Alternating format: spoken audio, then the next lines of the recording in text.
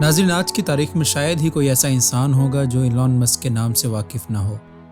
Elon Musk modern business کے منظرنامے پر ایک نمایاں شخصیت کے طور پر ابھرے ہیں۔ ٹیسلا، اسپیس ایکس، نیورالنک اور دا بورنگ کمپنی کے CEO کے طور پر ایلون مسک کے ریولوشنری خیالات اور انتھک جستجو نے انہیں دنیا کے امیر ترین انسان کے مقام تک پہنچایا ہے۔ تاہم اس شاندار سکسیس کے پیچھے بے شمار ناکامیاں بھی پوشیدہ ہیں، جنہوں نے ایلون مسک کی اس شاندار کامیابیوں کے راستے کو تشکیل دیا ہے۔ عموماً ایلون مسک کی ناکامیوں کے بارے میں زیادہ بات نہیں کی جاتی، لیکن آج ہم ایلون کے اس کٹھن سفر میں پیش آئے فیلیئرز کے بارے میں بات کریں گے، جو آپ کے لیے بھی ضرور لائف چینجنگ ثابت ہو سکتے ہیں۔ اور آپ دیکھ رہے ہیں ہمارا channel big brains. Number 1، rejected in an interview. ناظرین، ایلون مسک جب 16-17 سال کے تھے تو نیٹ اسکیپ نامی کمپنی میں جاب کرنا چاہتے تھے، اور اس کے لیے وہ پوری طرح ایلیجیبل بھی تھے، کیونکہ چھوٹی عمر سے ہی وہ پروگرامنگ کے ایکسپرٹ بن گئے تھے۔ یہاں تک کہ جب وہ صرف 12 سال کے تھے تب ہی وہ ایک بلاسٹر نامی ویڈیو گیم بنا چکے تھے، لیکن مسئلہ یہ تھا کہ وہ اپنی قابلیت کو الفاظ میں بیان نہیں کر پاتے تھے،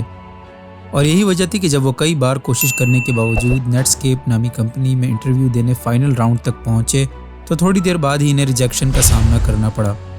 اور اس بات کا ذکر انہوں نے خود ہی ایک انٹرویو میں کیا تھا۔ مگر آج اسی ایلون مسک کی کہی گئی ایک بات کو لوگ غور سے سنتے ہیں،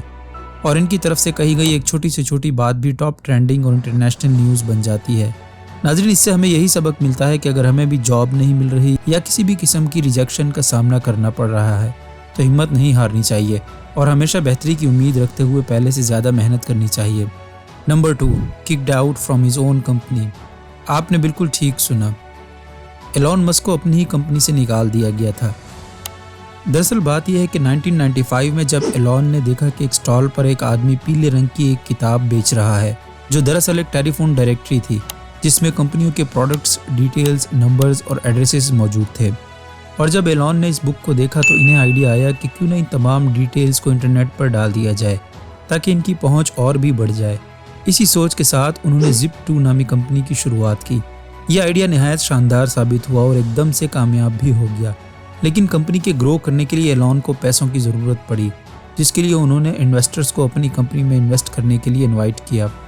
جنہوں نے فوراً ایلون کی کمپنی میں $10 ملین کی بھاری انویسٹمنٹ کر دی، جس کا نقصان یہ ہوا کہ کمپنی کے زیادہ تر شیئرز انویسٹرز کے پاس چلے گئے، اور کمپنی کے بڑے بڑے فیصلے انویسٹرز کی مرضی کے بغیر لینا مشکل ہوتا چلا گیا، یہاں تک کہ انویسٹرز نے ایلون کو CEO شپ سے ہی ہٹا دیا، اور آنے والے وقت میں کمپنی کو بغیر ایلون کے علم ملائے کومپیک کو بیچ دیا، اور ایلون مسک صرف دیکھتے رہ گئے۔ لیکن اس سب میں ایلون کے حصے میں $40 ملین ضرور آئے، جس سے انہوں نے ایک اور کمپنی X.com شروع کی، جو آگے چل کر ایلون کی زندگی کا ایک اور سب سے بڑا فیلئر اور ڈیزاسٹر ثابت ہونے والا تھا، اور اس ویڈیو میں ایلون کا فیلئر نمبر 3 یہی X.com کا فیل ہونا ہے۔ ناظرین، یہ کمپنی بھی ایلون نے 1999 میں اپنے دوستوں کے ساتھ شروع کی تھی، جسے بعد میں کنفینٹی نامی کمپنی کے ساتھ مرج کر کے پے پال کا نام دیا گیا۔ X.com اس وقت آن لائن پیمنٹس میں ڈیل کرتی تھی، جیسے آج کل گوگل پے وغیرہ جیسی کمپنیز کام کرتی ہیں، لیکن اس ٹائم لوگ آن لائن پیمنٹس کو فراڈ سمجھتے تھے، جس کی وجہ سے یہ کمپنی بھی ٹاپ 10 فراڈ کمپنیز میں گنی جاتی تھی۔ یہی وجہ ہے کہ یہ کمپنی ایلون مسک کے کریئر کی سب سے بڑی فیلئر بن گئی، لیکن پھر بھی ایلون نے ہار نہیں مانی اور وقت کے ساتھ ساتھ اپنی پروڈکٹس کو اپگریڈ کرتے چلے گئے اور لوگوں کا اعتماد جیتتے چلے گئے، اور ان کی اس محنت کا ہی نتیجہ تھا کہ آج پے پال دنیا کی چند بڑی ٹیک پرووائڈرز اور آن لائن پیمنٹس کی کمپنی بن چکی ہے۔ لیکن اس کمپنی میں بھی ایلون مسک کے ساتھ وہی سلوک کیا گیا، اور جب وہ ایک بار چھٹیاں منانے گئے ہوئے تھے تو انویسٹرز اور بورڈ ممبرز نے انہیں CEO شپ سے ہٹا دیا۔ Number 4، rocket failures. ناظرین، X.com کی ناکامی کے بعد بھی ایلون مسک نے ہمت نہیں ہاری اور اپنے پرانے خواب کو پورا کرنے کی ٹھانی،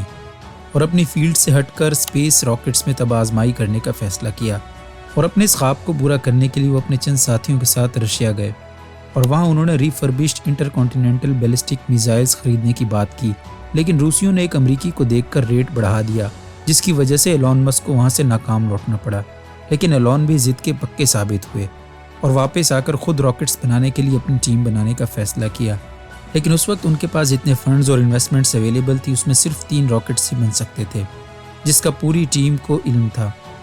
ناظرین، جب ایلون اور ان کی ٹیم نے دن رات محنت کر کے سارا کام مکمل کرنے کے بعد پہلا راکٹ لانچ کیا تو یہ راکٹ لانچ کرتے ہی تباہ ہو گیا، لیکن ان سب کو اب بھی امید تھی کہ 2 راکٹس ابھی باقی ہیں اور وہ ضرور کامیاب ہوں گے۔ लेकिन बदकिस्मती से अगले 2 रॉकेट्स भी बुरी तरह नाकाम हो गए और इस मकाम पर तो यूं लगता था कि एलॉन मस्क पूरी तरह से बर्बाद हो चुके हैं। नाज़रीन, इस मौके पर एलॉन की जगह अगर कोई और इंसान होता तो शायद पूरी तरह टूट जाता, लेकिन एलॉन मस्क निहायत मजबूत नर्व्स के मालिक थे, लिहाजा उन्होंने हार नहीं मानी। उन्होंने दोबारा कुछ इन्वेस्टर्स और बैंक से लोन लिया और एक और रॉकेट बना लिया। इस बार कुदरत इन पर आखिर मेहरबान हो ही गई और उनका ये रॉकेट लॉन्च कामयाब हो गया। यहीं से स्पेस एक्स का सफ़र शुरू हुआ। नाज़रीन, ज़रा सोचिए, एलॉन मस्क कई बार दिवालिया हुए और बैंकरप्सी के दहाने पर पहुंच गए, लेकिन उनके अज़्म, पुख्ता इरादे और बार बार नए चैलेंजेस को कबूल करने की सलाहियत ने इन्हें वापस कामयाबी की नई ऊंचाइयों तक पहुंचा दिया। Number 5, 2008, the dark year of Elon Musk. नाज़रीन, 2008 के रिसेशन के नतीजे में एलॉन मस्क की 2 कंपनीज टेस्ला और स्पेस एक्स तकरीबन तबाही के दाने पर पहुंच चुकी थी और नौबत यहाँ तक आ चुकी थी कि इनके लिए इन 2 कंपनीज में से किसी एक को बचाना मुमकिन था। लेकिन एलॉन मस्क ने अपनी बची हुई दौलत को दोनों कंपनीज में बराबर इन्वेस्ट कर दिया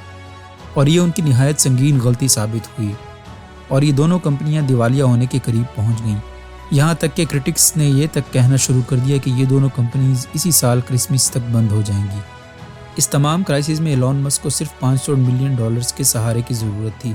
लेकिन उस वक्त वो भी उनके पास नहीं थे। इस मकाम पर एलॉन मस्क भी शायद हिम्मत हार चुके थे, लेकिन तभी अचानक एक जर्मन कंपनी डैमलर ने $500 मिलियन की इन्वेस्टमेंट करके दोनों कंपनीज को शट डाउन होने से बचा लिया। नाज़रीन, क्या आपको अंदाज़ा है कि जो कंपनी सिर्फ $500 मिलियन के शॉर्टेज की वजह से बंद होने वाली थी, उनकी आज यानी 2023 में मार्केट वैल्यू $135 बिलियन है।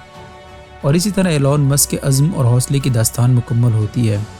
लेकिन जब हम उनकी कामयाबी के इस गैर मामूली सफ़र का मुशाहिदा करते हैं